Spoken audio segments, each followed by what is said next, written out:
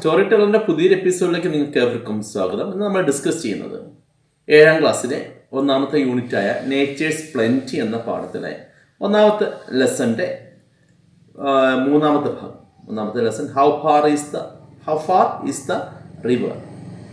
അങ്ങനെ ആ കുട്ടി റിവർ തിരക്കി ഇങ്ങനെ നടക്കുകയാണ്. അവൻ ഒരു ചെങ്കുത്തായ പാതയിലൂടെ കയറി പോകുമ്പോൾ ഉഡ്കട്ടറിനെ കാണുന്നു. അയാളോട് കാര്യങ്ങൾ ചോദിക്കുന്നു. അവിടുന്ന് ശേഷം വീണ്ടും പോവുകയാണ്. അതിനുശേഷം എന്തൊക്കെയാണ് നടക്കുന്നതെന്ന് നോക്കാം. ടെസ്റ്റിലേക്ക് പോകാം. Okay. Soon the boy was in the valley and the path straightened out and rose. He met a girl who was coming from the opposite direction. She held a long curved knife with which she had been cutting grass.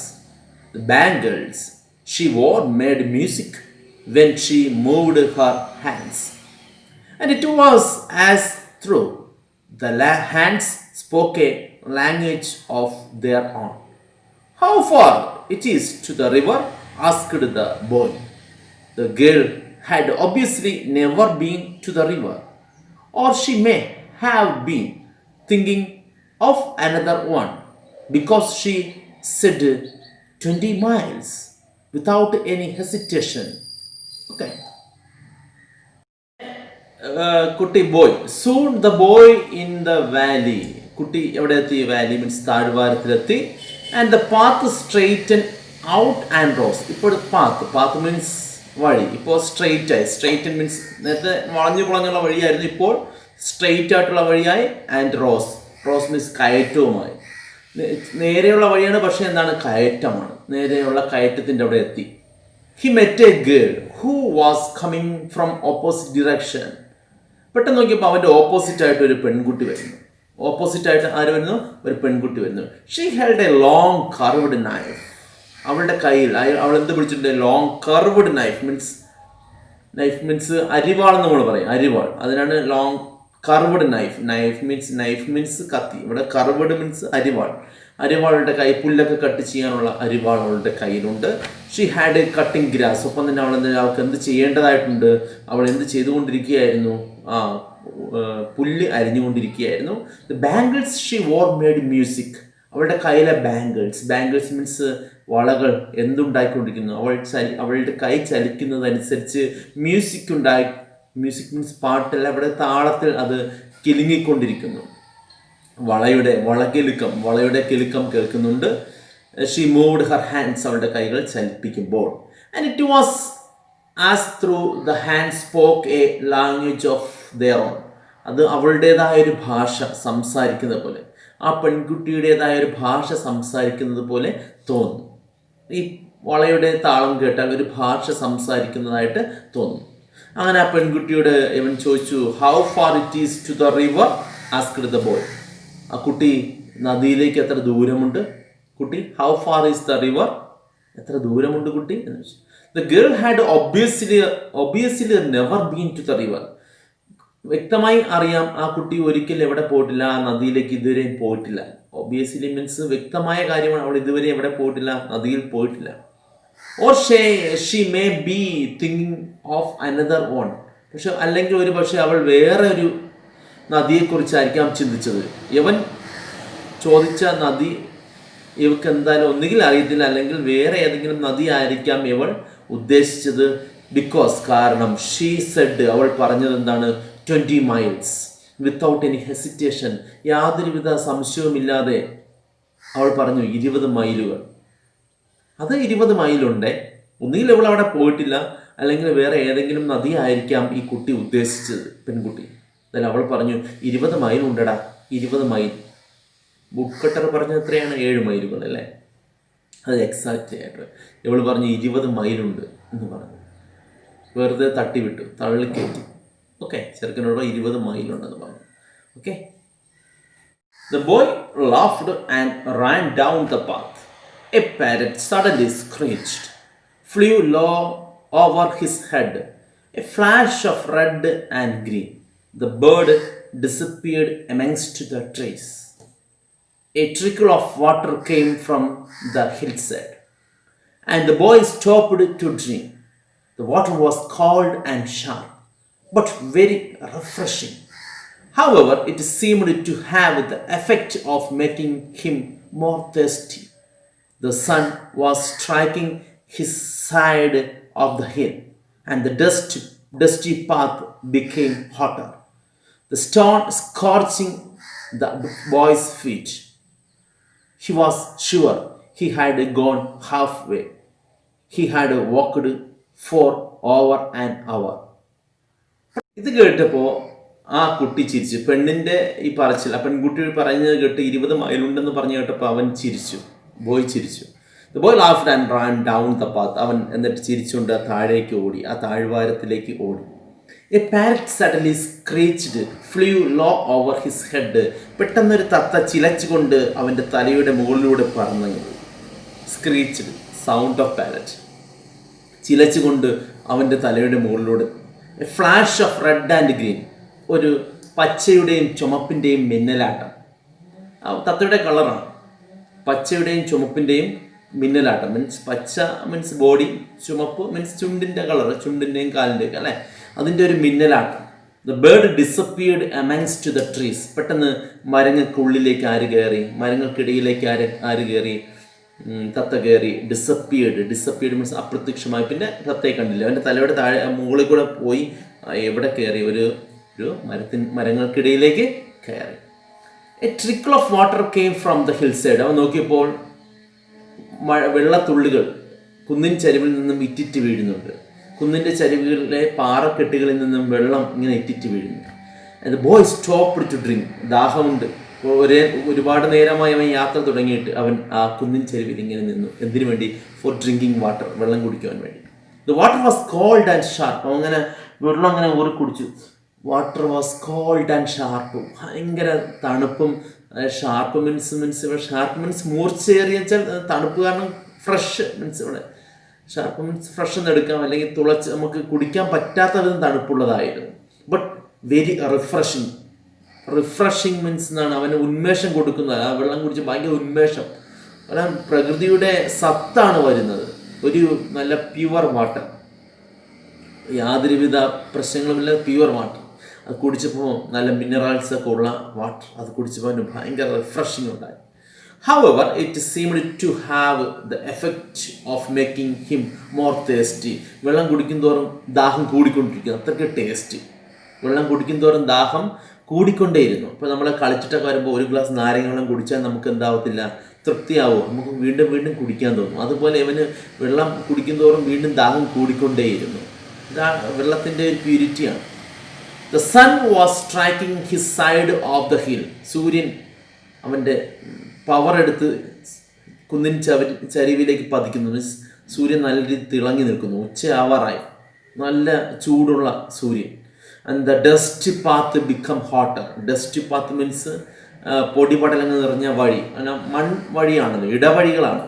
Okay, അവിടെ ഈ കാറ്റൊക്കെ അടിക്കാൻ പൊടികൾ പറക്കും. അപ്പോൾ ഈ dusty path, പൊടി നിറഞ്ഞ വഴികൾ ബിക്കം ഹോട്ടർ, ചൂടുള്ളതായി. ഭയങ്കര ചൂട്. കാരണം ഇവൻ ഒന്നാമത് ചെരുപ്പിടാറില്ല നമ്മുടെ കുട്ടി. അപ്പോൾ തന്നെ ഈ കാല് ചൂടടിച്ച് നമ്മുടെ പോകുന്ന വഴിയിലെ കല്ലൊക്കെ നല്ല ചൂടായി കിടക്കുകയാണ്. അപ്പോൾ കാലിൽ വേദന ഉണ്ടാവും. Stone scorching boy's feet. Stones, വഴിയിൽ കിടക്കുന്ന കല്ലുകൾ, ചൂട് ഏറിയ കല്ലുകൾ അവൻ്റെ കാലിനെ പൊള്ളിപ്പിച്ചു അല്ലെങ്കിൽ വേദനിപ്പിച്ചു. സ്കോർച്ചിങ്, അവനെ വേദനിപ്പിച്ചു. കാരണം ചൂട് കാലിൽ തടുക്കുമ്പോൾ ഭയങ്കര വേദനയാണ് അല്ലേ. കല്ല് കാച്ചുക എന്നൊക്കെ ചിലപ്പോൾ നിങ്ങൾ പറയാറില്ലേ, നമ്മൾ ഓടി കളിക്കുമ്പോൾ കല്ലിൽ കയറി ചവിട്ടുമ്പോൾ നമ്മളവിടെ എന്ത് ചെയ്യും, കാലിൻ്റെ അടിഭാഗം പൊള്ളും. കല്ല് കാച്ചുക എന്ന് പറയും. ഇതുപോലെ അവൻ്റെ കാലിൽ ഒരുപാട് തവണ കല്ല് കാച്ച്. അത്രയ്ക്ക് ചൂടായി കിടക്കുകയാണ് എന്ത്, ഈ കല്ലുകൾ, വഴിയിലെ കല്ലുകൾ. He was sure he had gone half way. അവൻ ഉറപ്പായി. He was sure he had half way means പകുതി വഴിയായി. താൻ പകുതി വഴിയായി. നദിയിലെത്താൻ ഇനി കുറച്ച് ദൂരം, പകുതിയും കൂടെ ഉള്ളൂ എന്ന് ആർക്കും മനസ്സിലായി, നമ്മുടെ കുട്ടിക്ക് മനസ്സിലായി. He had walked for over an hour. അവറാണ്, ഹവർ അല്ല അവർ. കാരണം 1 മണിക്കൂറിൽ ഏറെയായി താൻ യാത്ര തുടങ്ങിയിട്ട്. 1 മണിക്കൂറിൽ ഏറെയായി താൻ യാത്ര തുടങ്ങിയിട്ട് എന്ന് കുട്ടിക്ക് മനസ്സിലായി. പകുതി ദൂരമായി. എന്തായാലും പകുതി ദൂരമായി അതിൻ്റെ ഒരു ആശ്വാസം ഉണ്ടായിരുന്നു നമ്മുടെ കുട്ടിയിൽ ഉണ്ടായിരുന്നു. But presently he saw another boy ahead of him, driving a few goats down the path. How far is the river? He asked. The village boy smiled in a friendly way and said, Oh, not far, just around next hill and straight down. The boy, feeling hungry, unwrapped his loaf of bread and broke it in halves, offering one portion to the village boy. They sat on the hillside and ate in silence. When they had finished, they walked on together and began talking and talking. The boy did not notice the smarting of his feet and the heat of the sun and the distance he had covered and the distance he had yet to cover. But after some time, his companion had to diverge along another path, and the boy was once more on his own. Presently, he saw another boy ahead of him. Presently, soon, ഉടൻ തന്നെ അവൻ നോക്കിയപ്പോൾ തൻ്റെ എതിർവശത്ത് എതിരായിട്ടൊരു കുട്ടി വരുന്നു, ആൺകുട്ടി വരുന്നു. എഹെഡ് ഓഫ് ഹിം, അവൻ തൻ്റെ മുന്നിലായി ഒരു ആൺകുട്ടി വരുന്നു. Driving a few goats down the path, കുറച്ച് ആടിനെ മേയിച്ചുകൊണ്ട് ഒരു കുട്ടി വരുന്നു. അവൻ ചോദിച്ചു, how far is the river? He asked. കൂട്ടുകാരെ, എത്ര ദൂരമുണ്ട് എന്ന് ചോദിച്ചു. The village boy smiled in a friendly way and said, ചിരിച്ചുകൊണ്ട്, സൗഹാർദ്ദപൂർവം ചിരിച്ചുകൊണ്ട് പറഞ്ഞു, ഓ നോട്ട് ഫാർ, വളരെയധികം ദൂരമൊന്നുമില്ല. Not far, just around next hill, ആ കുന്ന് ഒന്ന് ചുറ്റിയാൽ, സ്ട്രെയിറ്റ് ഡൗൺ, ഒന്ന് താഴേക്ക് ഇറങ്ങിയാൽ, ആ കുന്ന് ചുറ്റി ഒന്ന് താഴേക്ക് ഇറങ്ങിയാൽ നിനക്ക് എന്ത് കാണാം? നദി കാണാം. The boy feeling hungry. ഇത്രയും പറഞ്ഞപ്പോൾ നമ്മുടെ കുട്ടിക്ക് നല്ല ഹംഗ്രി മീൻസ് വിശപ്പുണ്ടായി. And wrapped his loaf of bread, അവൻ പൊതിഞ്ഞുകൊണ്ടുവന്ന അപ്പക്കഷ്ണം, റൊട്ടി എന്ത് ചെയ്തു? പൊതി അഴിച്ചു. Broke it in the half, രണ്ടായിട്ട് എന്ത് ചെയ്തു? രണ്ടാക്കി. Offering one portion to the village boy, ഒന്ന് തൻ്റെ പുതിയ കൂട്ടുകാരനായ ആ ഗ്രാമീണ ബാലകന് കൊടുത്തു. ഇത് പിടിച്ചു, എടുത്തോ. ഗ്രാമീണ ബാലകന് കൊടുത്തു. They sat on the hillside, രണ്ടുപേരും റൊട്ടിയുമായിട്ട് ആ കുന്നിൻ ചെരുവിലിരുന്നു. ഏറ്റ് ഇൻ സൈലൻസ്, വളരെ നിശബ്ദരായി ആഹാരം കഴിച്ചു. എൻജോയ് ചെയ്ത് ആഹാരം രണ്ടുപേരും കഴിച്ചു. വെൻ ദേ ഹാഡ് ഫിനിഷ്ഡ്, പിന്നെ അവരെന്ത് ചെയ്തു? ആഹാരം കഴിച്ചു തീർന്നു. ദേ വാക്ക്ഡ് ഓൺ ടുഗദർ, ഒരുമിച്ച് നടക്കാൻ തുടങ്ങി. And began talking and talking, പല പല കാര്യങ്ങൾ പറഞ്ഞവർ നടക്കാൻ തുടങ്ങി. ഇത്രയും നേരം ഒറ്റയ്ക്കായിരുന്നു. ഇപ്പോൾ ഇവൻ്റെ കൂട്ടായിട്ട് ആ വില്ലേജിലെ ആ ബാലനും ഉണ്ടായിരുന്നു. രണ്ടുപേരും, ആ വില്ലേജ് ബോയും ഈ നമ്മുടെ ബോയും ഒരുമിച്ച് ഓരോ കാര്യങ്ങൾ പറഞ്ഞ് നടക്കാൻ തുടങ്ങി. The boy did not notice the smarting of his feet, തൻ്റെ കാലിൻ്റെ വേദനയൊന്നും ആര് അറിഞ്ഞിരുന്നില്ല?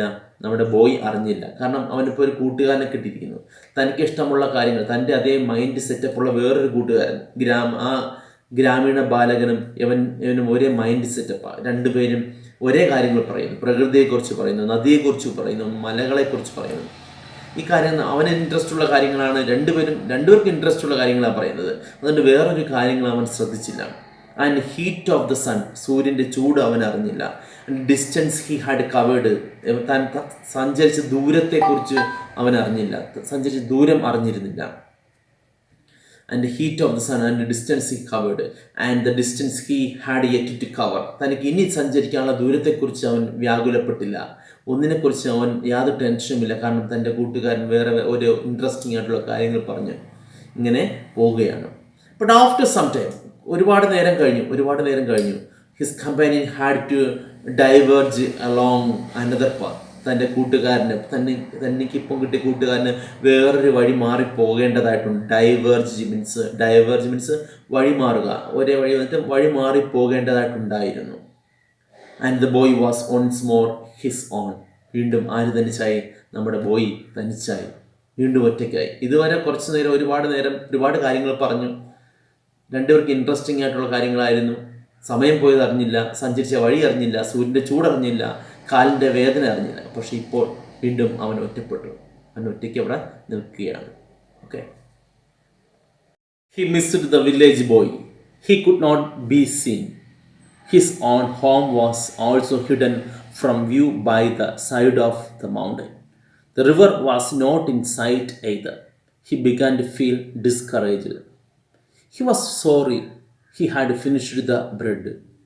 He might want it later. He was determined to see the river.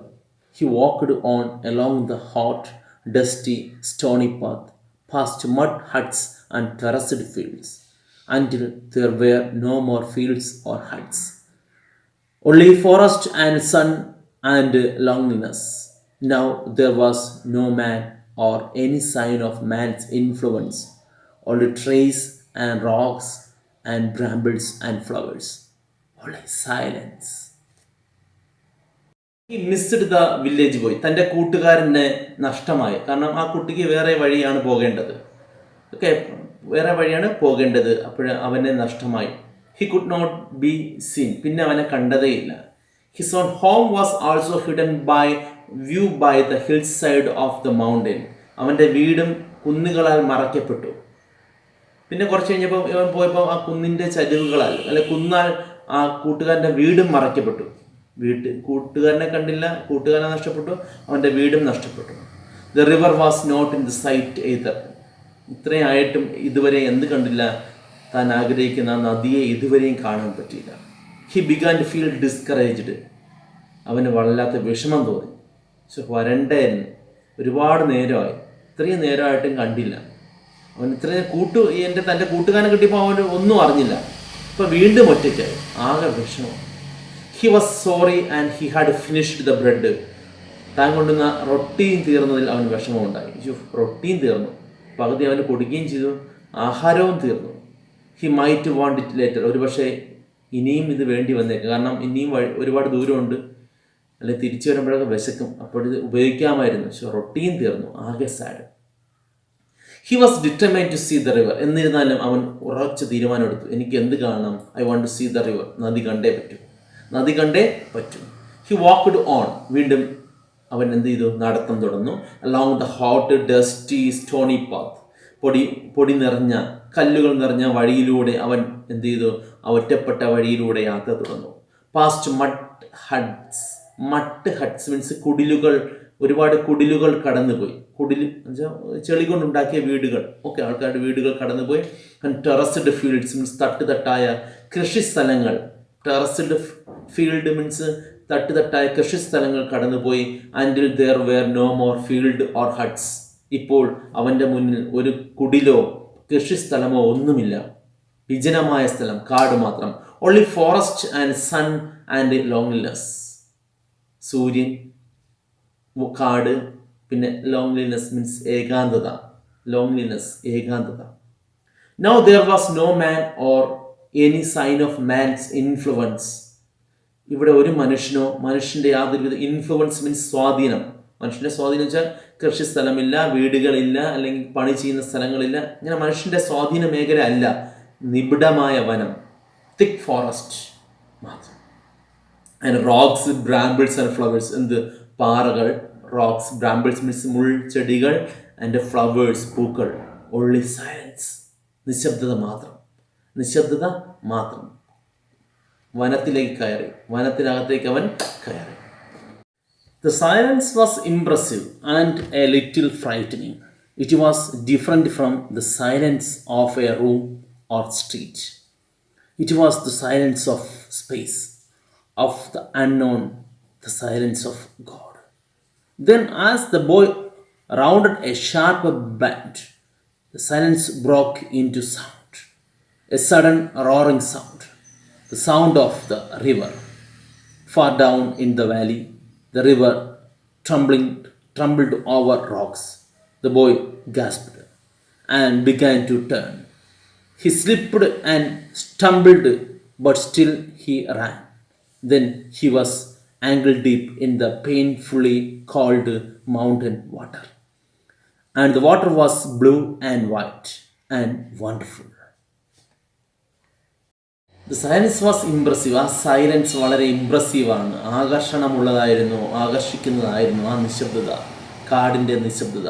And A little frightening, എങ്കിലും എ ലിറ്റിൽ, ചെറിയ പേടി. നമ്മുടെ കുട്ടിക്ക് ചെറിയൊരു പേടിയും ഉണ്ടായിരുന്നു. ആകർഷിക്കുന്നതാണെങ്കിലും ചെറിയൊരു പേടിയും ആ നിശബ്ദതയിൽ ഉണ്ടായിരുന്നു. It was different from the silence of a room or a street. ഒരു തെരുവിലെ നിശബ്ദതയേക്കാൾ, ഒരു മുറിയിലെ നിശബ്ദതയേക്കാൾ വ്യത്യാസമുണ്ടായിരുന്നു കാട്ടിനുള്ളിലെ ഈ നിശബ്ദതയ്ക്ക്. It was the silence of space, ശൂന്യതയിലെ നിശബ്ദത. It was the silence of space of the unknown, അറിയപ്പെടാത്ത ഏതോ സ്ഥലത്ത് നിശബ്ദത.